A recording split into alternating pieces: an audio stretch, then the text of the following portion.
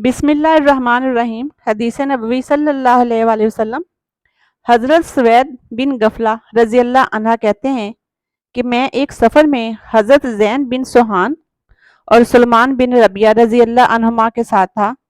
مجھے ایک چابک ملا جو میں نے اٹھا لیا تو ان دونوں نے مجھ سے کہا کہ اسے پھینک دو۔ میں نے کہا نہیں، اگر اس کا مالک مجھے مل گیا تو اسے دے دوں گا، ورنہ اس سے فائدہ اٹھاؤں گا۔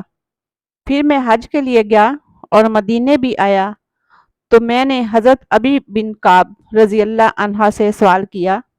انہوں نے کہا مجھے ایک تھیلی ملی تھی جس میں 100 دینار تھے، تو میں نبی صلی اللہ علیہ وآلہ وسلم کی خدمت میں آیا۔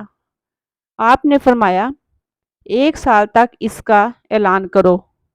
چنانچہ میں 1 سال تک اس کا اعلان کرتا رہا۔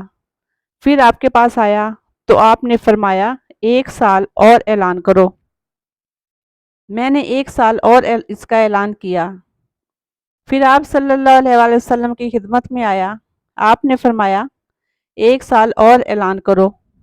میں نے 1 سال مزید اس کا اعلان کیا۔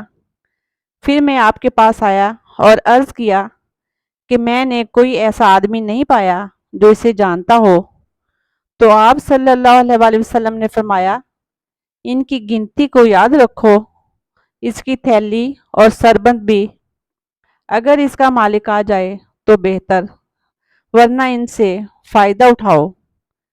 سلمہ بن کہیل نے کہا مجھے نہیں معلوم کہ اعلان کرنے کا حکم 3 بار دیا یا 1 بار۔